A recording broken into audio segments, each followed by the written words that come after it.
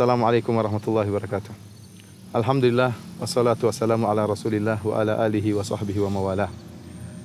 Sungguhnya wanita merupakan fitnah terbesar bagi kaum lelaki.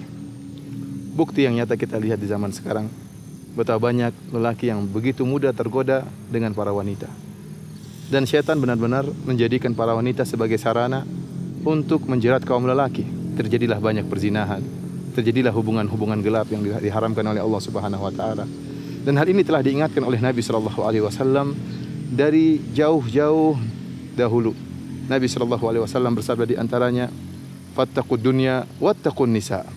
Fa inna awwala fitnati Bani Israil kanat fin nisa." Kata Nabi sallallahu alaihi wasallam, takutlah kalian kepada dunia dan takutlah kalian kepada wanita. Rasulullah sallallahu alaihi wasallam mengingatkan dunia, kemudian Rasulullah SAW mengkhususkan wanita setelah menyebutkan dunia.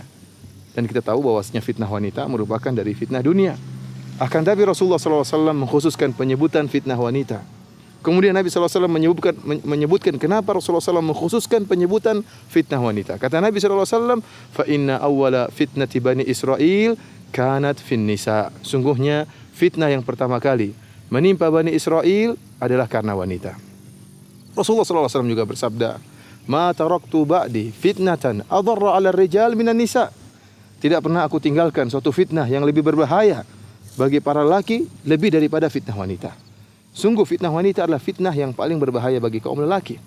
Kita tahu bahwasanya lelaki diciptakan oleh Allah Subhanahu wa taala memiliki hasrat kepada wanita, tunduk kepada wanita. Sampai-sampai ya Rasulullah SAW bersabda, "Al-mar'atu aurah." Sungguhnya perempuan itu adalah aurat. Fa idza kharajat istashrafaha syaitan.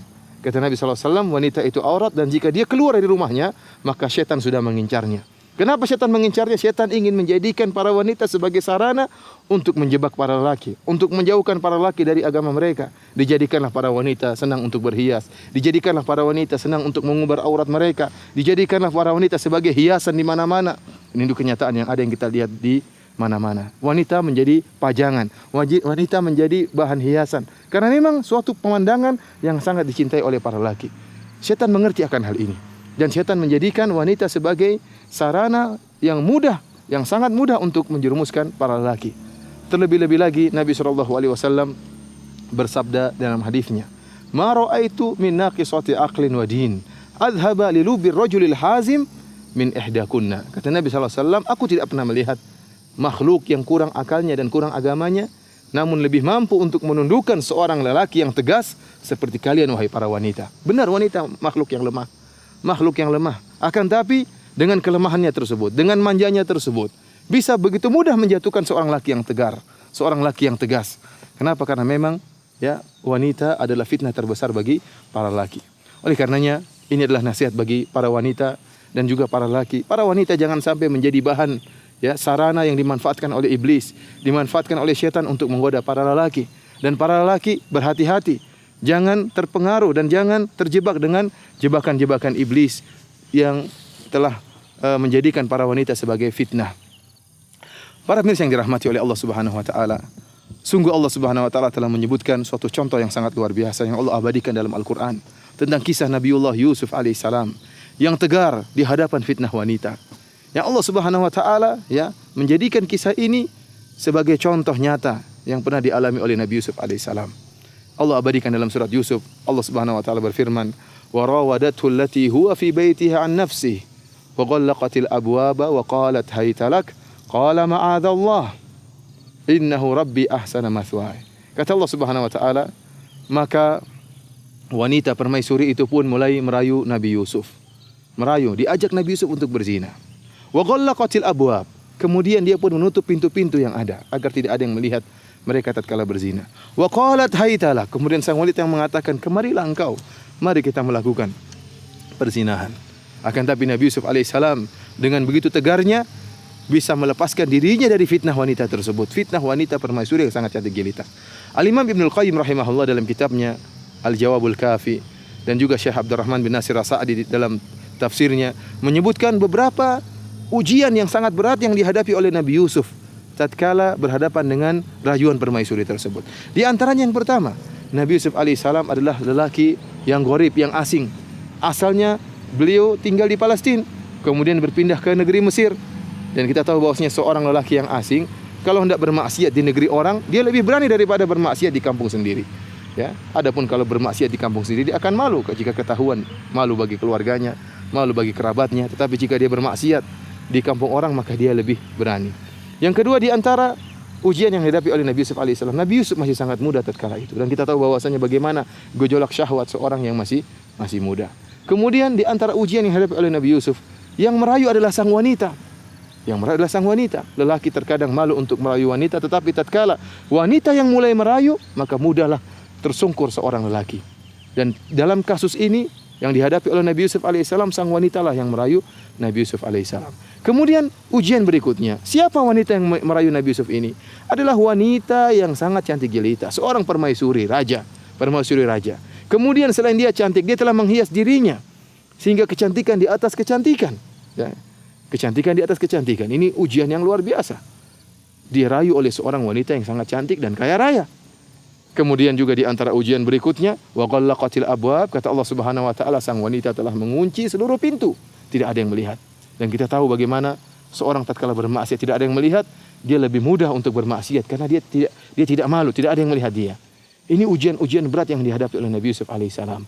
Akan tapi Nabiullah Yusuf alaihissalam tegar dalam menghadapi ujian tersebut. Kenapa? Dia takut kepada Allah Subhanahu wa taala. Kata Allah Subhanahu wa taala, "Innahu min ibadinal mukhlasin." Ya, Allah Subhanahu wa taala menyelamatkan Nabi Yusuf alaihissalam karena Nabi Yusuf adalah orang-orang yang ikhlas. Diselamatkan oleh Allah Subhanahu wa taala. Dan Nabi Yusuf pun lari. Fastabaqal bab. Nabi Yusuf segera lari meninggalkan tempat tersebut. Tidak ada yang menjamin Nabi Yusuf alaihissalam tegar terus di hadapan maksiat tersebut, maka dia segera meninggalkan tempat maksiat tadi. Oleh karenanya para pemirsa yang dirahmati oleh Allah Subhanahu wa taala, jika Anda dihadapkan dengan fitnah wanita, jika Anda dirayu oleh seorang wanita yang cantik jelita dan kaya raya, ingatlah bagaimana Nabi Yusuf alaihissalam telah digoda dengan godaan yang lebih berat daripada yang Anda hadapi. Akan tapi karena Nabi Yusuf alaihissalam berdoa kepada Allah Subhanahu wa taala dan mengingat keagungan Allah Subhanahu wa taala dan takut akan azab Allah Subhanahu wa taala, maka dia meninggalkan tempat maksiat tersebut. Dia meninggalkan rayuan wanita tersebut dan dia lari meninggalkan tempat tersebut. Inilah para pemirsa yang dirahmati oleh Allah Subhanahu wa taala, hendaknya kita ingat akan hari akhirat, bahwasanya kenikmatan yang kita dapatkan dengan cara yang haram, ya, dengan hubungan yang tidak benar dengan wanita yang tidak halal bagi kita, maka ingatlah kita hanya mendapatkan kenikmatan sesaat. Setelah itu kita akan mendapatkan siksaan yang terus-menerus, siksaan yang pedih yang akan dirasakan oleh seorang yang bermaksiat kepada Allah, yang melakukan perzinahan, yang melakukan hubungan gelap dengan wanita yang tidak halal baginya.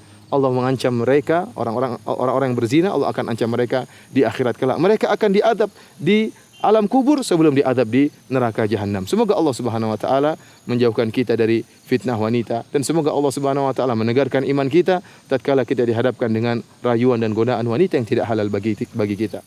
Wahai para wanita, janganlah Anda dimanfaatkan oleh iblis. Jangan Anda dijadikan perangkap iblis untuk menjerat para kaum lelaki. Ingatlah setiap aurat yang Anda buka, yang dilihat oleh para lelaki, akan dicatat oleh Allah Subhanahu wa taala dan akan menambah beratnya azab Anda pada hari kiamat kelak. Semakin banyak mata yang melihat aurat yang Anda umbar, maka semakin berat pula azab yang Anda rasakan di akhirat kelak.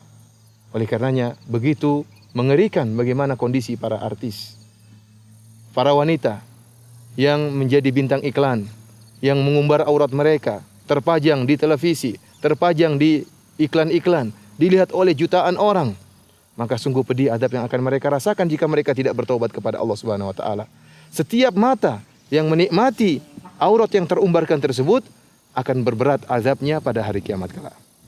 Kemudian wahai para lelaki, jauhkanlah diri Anda dari fitnah wanita. Tundukkanlah pandanganmu karena Allah Subhanahu wa taala. Ingat bahwasanya Allah Subhanahu wa taala ya'lamu kha'inatal a'yun. Allah mengetahui pengkhianatan lirikan pandangan mata Anda. Meskipun tidak ada yang melihat Anda tatkala Anda melirik aurat wanita yang tidak halal bagi Anda, ketahuilah dicatat oleh Allah Subhanahu wa taala. Kemudian jauhilah diri Anda dari tempat-tempat maksiat. Jangan menjebak diri Anda dalam tempat-tempat bermaksiat. Sungguh fitnah wanita bukan fitnah yang ringan, fitnah yang luar biasa, fitnah terbesar bagi kaum lelaki. Dan ingatlah, Kalau Anda telah terjebak dalam fitnah wanita, kemudian Anda merasakan sedikit kenikmatan, sedikit kelezatan, ingatlah di balik kelezatan tersebut akan ada azab yang pedih yang berkepanjangan di alam kubur sebelum di akhirat kelak. Semoga Allah Subhanahu wa taala menegarkan iman kita untuk tegar tatkala diuji oleh Allah Subhanahu wa taala, tatkala dihadapkan dengan fitnah wanita, sehingga kita bisa selamat dari fitnah wanita, dan semuanya tidak akan bisa kita lakukan kecuali kita berdoa kepada Allah Subhanahu wa taala dan mendapatkan taufik dari Allah Subhanahu wa taala. Wallahu taala a'lam. Wa sallallahu nabiyana Muhammad wa ala alihi wa sahbihi wasallam. Wassalamualaikum warahmatullahi wabarakatuh.